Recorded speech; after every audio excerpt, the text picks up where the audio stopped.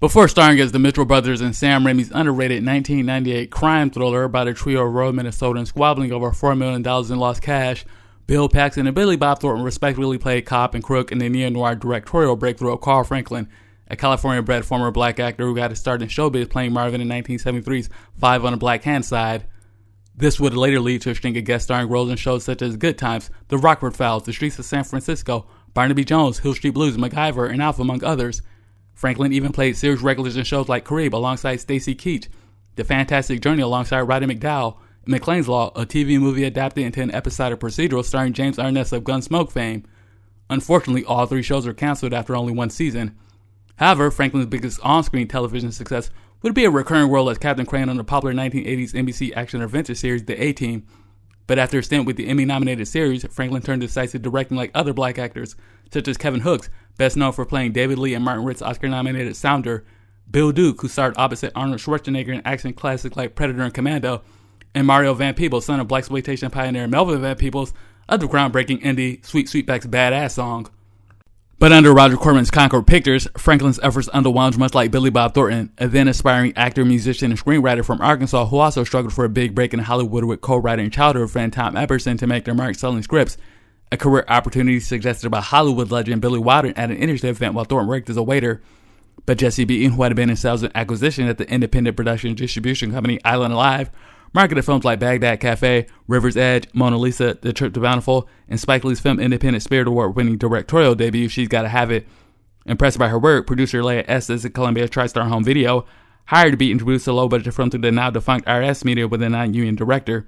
Beaton, who had gone as partner and producer of all of Franklin's subsequent films, suggested the MFA graduate for the job after viewing Punk, one of his short films at the American Film Institute starring the young Don Cheadle, who later be cast in the Screen Actors Guild Award-nominated Turn As Mouse in his follow-up feature, Devil in a Blue Dress.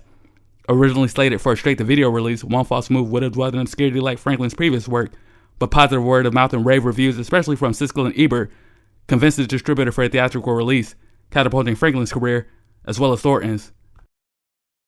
So the film opens on a night out in Los Angeles as we're introduced to Fantasia, played by Billy Bob Thornton's third wife, Cynda Williams, which just goes to show Billy Bob had his own Monsters Ball going on long before Halle Berry's Oscar-winning bedwench antics. Can you make me feel good? Anyway, Halle barely arrives at a birthday party to the surprise of her friends and greeted with smiles and open arms until Fantasia feigns leaving her purse in the car. That's when all hell breaks loose when Billy Bob Thornton's Ray Malcolm, a much maligned name aforementioned by birthday boy Bobby, barges in and spoils all the blacktivity that was had. And as if the treachery couldn't get any worse, another black person joins in on the ruckus nicknamed Pluto. All jokes aside, Pluto actually has a smarter approach to staying silent amidst the violence while Ray lays the smackdown on the Chocolate Queen, all in the hopes of inquiring the whereabouts of a man named Marco. But after Ray beats the chocolate cherub Blacker and Blue, birthday boy Bobby, also brutalized by Ray's wrath, finally gives in to his captor's demands and leads the roughhousing redneck to Marco's place. Shortly thereafter, Marco and his wife are violated in a similar manner with threats of lightening the mood, all in the hopes of finding a hidden stash, which the hot-headed hillbilly uncovers scoring 15 racks and enough yayo for an hour with Tony Montana.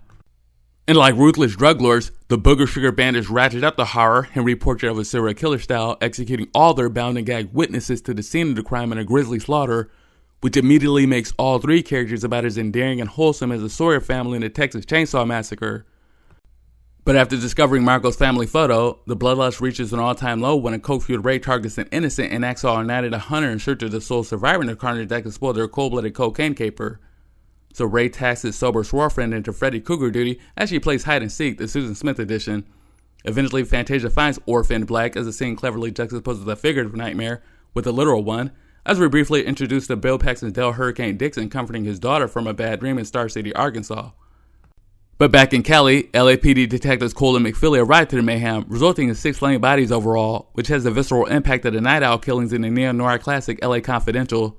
Through eyewitness testimony, investigators learned the license plates found at the scene belonged to convicted felon Ray Malcolm, along with his psycho sidekick Pluto, real name Lane Franklin, who happens to be a San Quentin prison buddy of his with a college degree and an IQ of 150. A mind is a terrible thing to waste. Apparently, the ponytail perpetrator and the pernicious Poindexter have an MO of ripping off street entrepreneurs the Omar Little way, but soon the career criminals will face notoriety after racking up a body count the Chris Partlow and Snoop Pearson way. And one of the first clues tipping investigators off is a stabby birthday video where the small town of Star City is mentioned. This leads LAPD detectives Cole and McFeely cooperating with Paxton's Dixon, the folksy Star City's chief of police who never had a homicide case, never used his weapon, uses antiquated verbiage like colored or the occasional N-bomb, a casual peccadillo brought on from his southern upbringing. Ain't nothing but a racist ass nigga, ain't cop. But in spite of these shortcomings, Dixon seems confident in stopping the outlaws like Gary Cooper and High Noon. But Discount Riggs and Murtaugh downplayed the police chief as more of a Barney Fife bumpkin than Will Kane or John Wayne, and with good reason too, not just for the fact that Dixon being inexperienced, but for some of his other quirks, like driving on the wrong lane and nearly getting into a head-on collision with a truck upon first meeting the detectives. Oh, shit. Or for paying a waitress a $10 check for a $12 bill. Is he gone? But idiosyncrasies aside, Dixon plays a vital role in revealing Fantasia's real name, Lila Walker, a then 17-year-old girl he arrested 5 years prior for shoplifting makeup before leaving Arkansas for the Golden State. The small-town police chief seems very familiar with the suspect and her family, even describing the Walkers as good Christian people, which would later raise a serious question from Detective McFeely. Erstwhile, on the other side of the law in a New Mexico motel, Lila powders her nose, so to speak, as the homicidal hayseed and melanated menace discuss their next move. Ray, being the dumb hick that he is, naively believes the blow and a measly $15,000 split 3 ways between them will last them for a few years as if they hit the lottery. Dumbass. But Pluto, being the brains of the operation, plans on selling the nose candy to his associates out in Houston instead of getting high on their supply like the interracial idiot, who'd only chastise the nefarious nerve for being no fun. This nigga is so lame. But the hood-rich hillbilly taunting goes a little too far when he teases that Pluto's You're just sitting over there like some little brown turd. What'd you say, honky sucker, pig head, jive turkey fool? The hillbilly humorist pouts and shouts, but the correctional intellectual gets the last word in before hauling out to Houston. Believing they made a clean getaway, their road trip takes a turn for the worse. The heat turns up on the penitentiary pals. You know you done fucked up, right? In a fit of misguided anger, the trashy zaddy badgers and blames his caramel queen, seemingly the only one with a shred of compassion or compunction at this point, for landing the fugitive felons in hot water for sparing Marco's bloodline, instead of realizing the mishap of using his own vehicle at a crime scene, whooping and hollering like a maniac where everybody in the neighborhood could hear him at said crime scene, and committing these illicit acts all without gloves like they're just asking to get caught. Dumbass. As for Sleaze Urkel, he has the right idea of cutting Liar Walker loose once and for all, but the white trash woman beater ignores these wise words and reconciles with his battered bedwench as the low-life lovebirds try laying low with the purchase of a brand new vehicle. But lo and behold, Beauty and the Cave Beast get more than what they bargained for as Johnny Law strolls in, Johnny on the spot at an Odessa convenience shop. I do believe you're fucked. A paranoid Ray contemplates some white-on-white crime for a change and apparently another candid camera moment, making him the most brazen and bumbling criminal out of the group. But Lila placates low-rent Lauren Malvo from another snuff video and luckily avoids messing with Texas. However, Ebony and Ivory are anything from harmony as they're told by the same Lone Star Trooper, causing another meltdown for the moron as Pluto minimizes the situation as a case of southern bigotry on the illicit interracial item. The trooper pulls the fugitives over in the heat of the night and Lila remains as chill as an Eskimo, but Ray's temper goes the opposite route as things go south when they're asked to vacate the vehicle one at a time, first starting with Lila. But Ray, being the remedial reprobate that he is, misinterprets ma'am for man and exits first, nearly getting his head blown off in the process. Yeah, jackass. Pluto is next on the chopping block and an arrest seems imminent for the low-down Los Angelinos, but the Super Trooper makes one false move as Lila graduates from accessory to executioner. Always put one in the brain. After laying down the law, Lila appears remorseful after losing her killing virginity while the exterminating ex-cons remain nonchalant about the traumatic transgression. The breaking news alerts Dixon and the Dicks that the equal opportunity killers may be headed his way, with the police chief eager to play cowboy than coward. Game over, man. It's game over. Dixon and the Dicks visit the Walker family about the latest tragedy. Mama Walker, much like Dixon, are biased about Lila's morality and believe she's a good girl who fell in with the wrong crowd, when in actuality she's just lazy, stupid, entitled, and takes the easy way out, like stealing makeup instead of paying for it, setting up people to get robbed instead of finding a job, and the number one dusty trait is abandoning motherhood for struggle love. Yep, Lila's a single mom to a light, bright 5-year-old named Byron, living with Grandma and Uncle Ronnie. He's also the same boy whom Dixon conveniently omits when discussing the Walker family, which gives him grief and the obvious impression he's harboring a dark secret. A secret which infuriates the police chief when McFeely prods Dixon about the real nature of his relationship with Lila. Haha, it's real fucking funny. Meanwhile, the deadly deadbeat mom travels alone to Texarkana to meet her innocent babysitter brother Ronnie while her partners in crime wait to make a lucrative drug deal with one of Pluto's associates out in Houston named Billy. But when Billy arrives, he snubs the infamous drug dealer killers out of a transaction, and the disgruntled delinquents sever their business ties in yet another triple homicide. Down and out and at a dead end, Black the Ripper finally decides splitting from Hillbilly the Kid and take his cut of the loot. But Ray drops a bombshell to his Negro amigo that his girlfriend left with most of the lucre, leaving them destitute with only $56. You a pussy whoop, sorry ass motherfucker! With their felonious fortune falling out of favor, the high-rolling hustlers turned broke-down busters head to the small town of Star City for the remaining swag.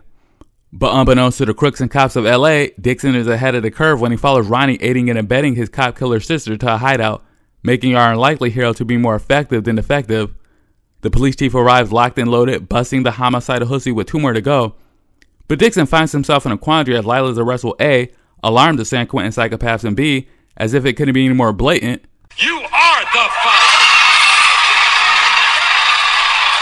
At sunrise, Dixon and his ex-negress mistress wait for her accomplices while the LAPD inquire the whereabouts of Ronnie and Byron at 4 o'clock in the morning. Ronnie takes a page from his big sister by lying through his teeth, and even has his nephew in on the mendacity for a while until Detective Cole extracts the truth out of the youth, leading investigators to Lila's path. As for Dixon, the conflicted cop gives his bad baby mama a reprieve to flee the scene with her illegitimate son in tow, as the story comes full circle as Lila again betrays those closest to her with fatal consequences ahead. The fuck did you do this for, huh? With the Nubian Yakubian lured right into the web, Dixon has the cold-blooded culprits dead to rights, but Lila botches any apprehension with her frantic behavior as Dixon makes one false move as Pluto pronounces them man and knife, which proves pretty low IQ for the big brain bandit. A knife to a gunfight leads to pure pandemonium with Lila bursting into ride or die mode, erratically siding with bad boy Zaddy over her white knight baby daddy, and in one false move, the doomed damsel steps into the line of fire and gets one in the head and winds up dead, just like the trooper she offed in Odessa. Rock-a-blah, baby. With the front stabber and backstabber out of commission, Redneck Redemption tries making a run for the hills as he shoots it out with Dixon, blasting his Eskimo brother in his ill-fated escape. But Ray's last stand never stood a chance as Dixon lets off 3 rounds into the harebrained hayseed, putting an end to the trio and proving the lawman has true grit after all. Though critically wounded via knife and gunshot wounds, Dixon carries out Southern justice to the disbelief of the slowpoke city slickers, who were once so conceited but now feel defeated. And the movie ends on a bittersweet notion of our flawed underdog reuniting with his little African-American by his side and speaking to Byron for the very first time, which may or may not be Dixon's last. And that's it. It's over.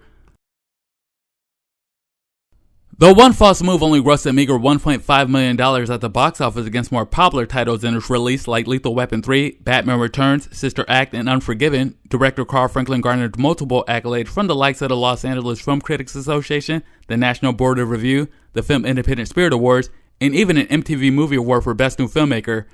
Although not as revered or renowned as black filmmakers like Spike Lee, John Singleton, or even Charles Burnett, Franklin is held for helming a taut, tense Southern Gothic neo-noir tackling race relations, namely miscegenation, a provocative theme often found in dramas like Where Hands Touch, A United Kingdom, Loving, Save the Last Dance, Monsters Ball, Zebrahead, Jungle Fever, Mississippi Masala, Ali, Fear Eats the Soul, The Great White Hope, One Potato, Two Potato, and the granddaddy of them all, Shakespeare's Othello.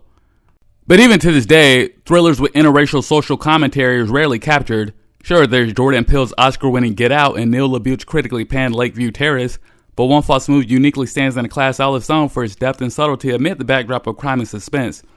A great example of this motif is when Lila mentions that her and her brother Ronnie are the illegitimate offspring of a white man, a taboo played throughout the American South since slavery. Another original choice worth mentioning is the Black Femme Fatale, a figure noticeably absent in a genre dominated by white vamps, with most exceptions being cheap tawdry fare you'd find on BET. As for the acting, all of the main cast are effective in their respective roles. Paxton, in one of his first leading roles, gives an affecting performance as a dark horse in a crisis of conscience. Thornton and Beach deliver impressive turns as a pair of disparate but ruthless killers on the lam, who play like Carl Showalter and Guy Grimsrud, with Ray Malcolm as the loudmouth lout like Showalter and Lane Pluto Franklin as the laconic accomplice like Grimsrud. And Williams, the corrupted black Bonnie to Ray's Clyde, is evocative in her portrayal as a tragic mulatto torn between good and evil in a Film Independent Spirit Award nominated performance. And all of this culminates into a briskly paced, gripping story with a poignant theme that never feels trite or manipulative. But in spite of all this praise, the movie is not without its flaws. My only nitpick is the improbability of two people, such as Ray and Lila, hailing from the same small town and presumably meeting in Los Angeles.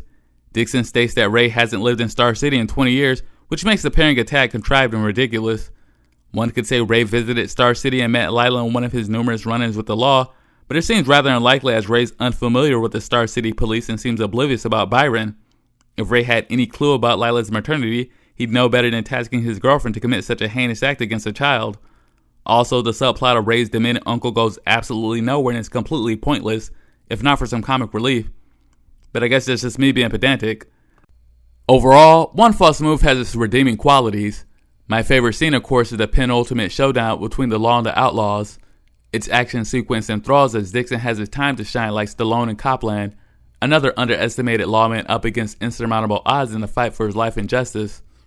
Also in the riveting climax is tragedy as Lila turns traitor once more, ultimately failing in life, love, and motherhood, while single-handedly becoming the downfall of everyone involved. As for my favorite line, it'd have to be in response to Dixon saying he doesn't have the legal authority to help Lila, to which he quips a guilt trip. You didn't have the legal authority to fuck me when I was 17 years old, but that didn't stop you then, did it? Although the Arkansas age of consent is 16, it still strikes a chord because it conveys innocence lost on both parties. With Dixon, it reveals the chink in his armor as a family man and pillar of the community, whilst uncovering Lila's last time as an innocent with alleged aspirations of being a star like the mother and Charlie Chaplin's The Kid. But alas, it's purely fiction, which is fitting considering Lila's moniker being Fantasia. But altogether, co-writer Billy Bob Thornton pens arguably his best screenplay next to Sling Blade, his rich Southern Gothic parable that earned him the Best Adapted Screenplay Oscar and launched his career to Hollywood stardom. Carl Franklin directs arguably his best film in a sporadic theatrical career, with much of his output relegated to television shows like House of Cards, The Leftovers, and Mindhunter, among others. Despite One False Move being low-budget fare without much star appeal in its time, the film is a crime gem with fine performances I recommend watching, especially if you're into noir masterpieces like Fargo and No Country for Old Men, two Oscar-winning Coen Brother films involving cops facing violent people leaving a bloody path of destruction as greed devours nearly everyone in its wake. Well, that about does it for me.